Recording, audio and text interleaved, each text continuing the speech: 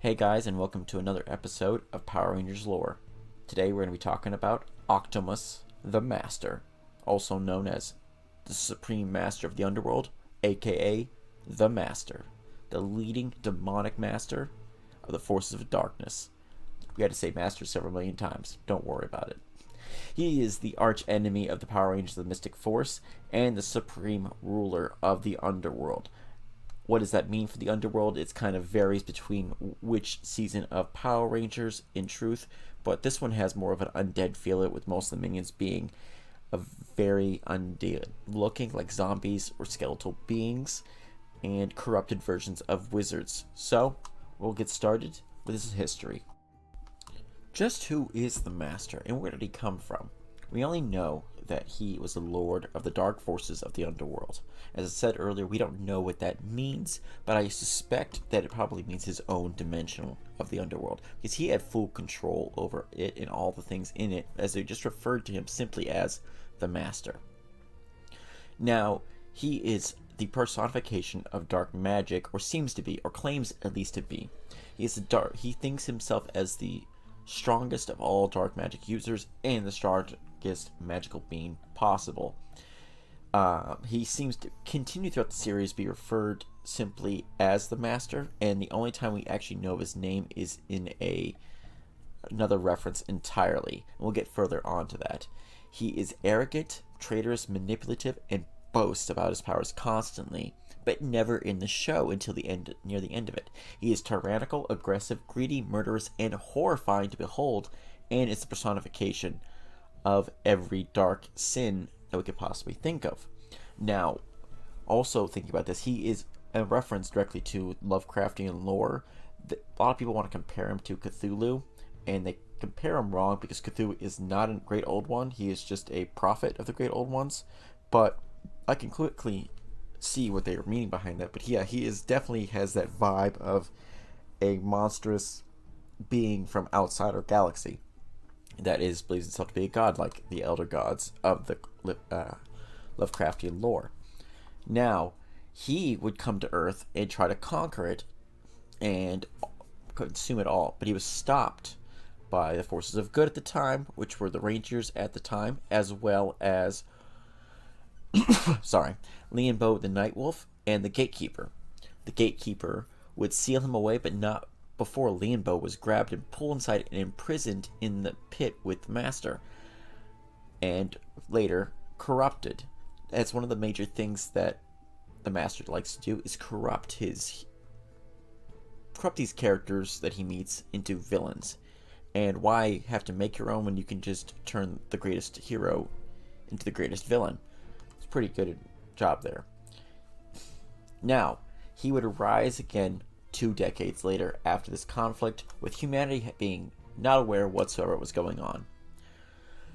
He would return to the Underworld, but he was still sealed away. You can only see his eye throughout the series, through this little pit portal. It's like a little red eyeball there. And he was seen to be massive, because they just showed one of his eyes. And this pit was pretty big. He would often only speak up every once in a while, because letting his minions do most of the work.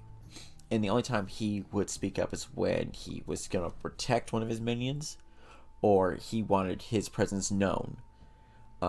He also would make sure that his minion Korag was heavily protected, because he thought if Korag was destroyed, he would lose a major pawn, and Korag is basically his completely loyal mind slave, while Imperius, another character that was corrupted by the power and manipulation of the Master, were fighting against each other. Imperius was much more conniving and self-serving than Korag. Korag was directly, I love the Master. He is my number one hero, basically the entire time. But he's more honorable, while Imperius was not the same.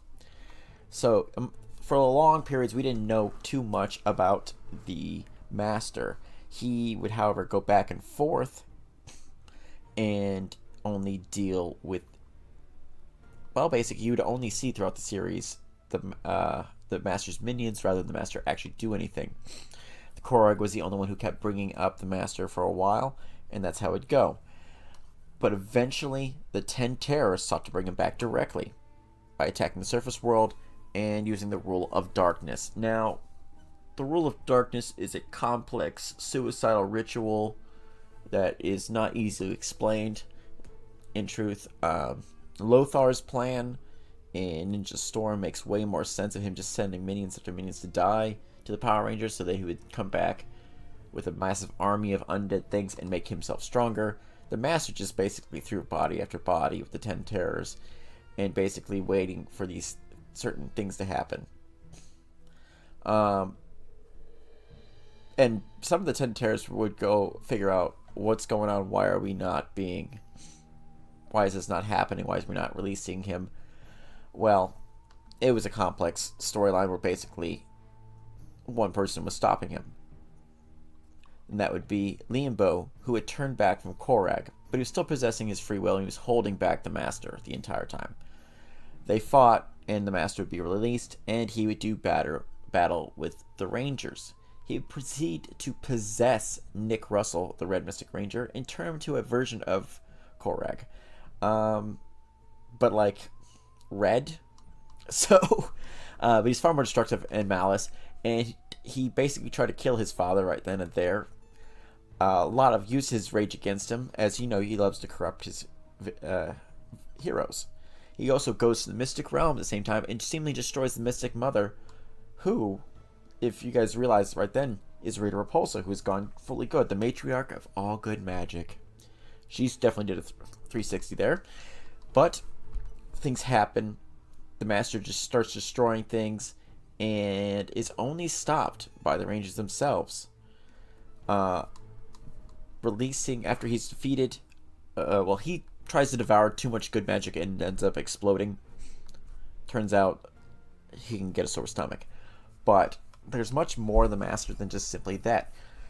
He was always manipulating things from outside. He was strong and powerful, but he never really got involved too much.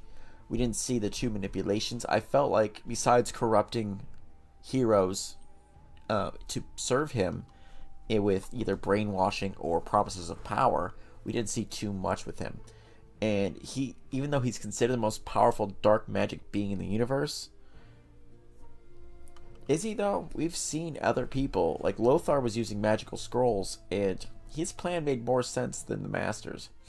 Because he was just basically, I'm going to break out of here eventually, eat all my companions, devour their magic, devour the good magic, and then just keep conquering as I go on. So it's complicated.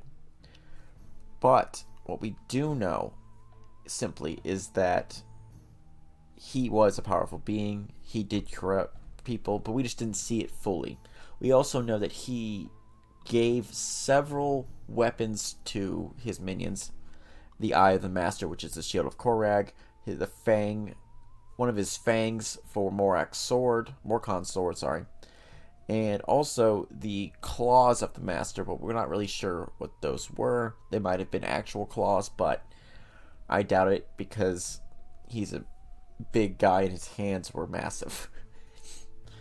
So, what this guy was truly after, though, was to escape, just like every Elder God. They don't like to be imprisoned, and to go after and devour good magic. Even, he could have easily just devoured Nick, but chose to corrupt him, and I think it was part of his arrogance, because he's said to be extremely arrogant, self-centered, with no fear or cowardice in him, and yet when he was about to explode, he kind of felt that at the last second. So, that is the Master as we know him. Now, there is some little trivia things I want to point out. He was never actually, as I said earlier, he was never actually referred to by name in the series. Just always called the Master. However, it's in one of the episode descriptions on iTunes Store that called him Octomus. So, I'm glad that they had to tell it in the iTunes Store. Does anyone even still go in the iTunes Store? So, besides being one of the Lovecraftian creatures, his counterpart was named Nima, or N space MMA. That was his name over in Sentai.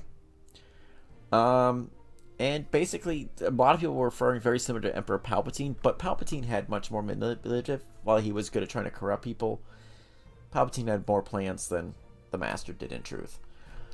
But he was much better at corrupting several different good magical users, quote unquote. I just did quotes in the air, and you guys can't even see it. So that is the Master. We'll be back soon with more and more villains and heroes that you guys want to know more about. So make sure to like, subscribe, and comment. I want to know what you want me to talk about next, and may the power protect you, always.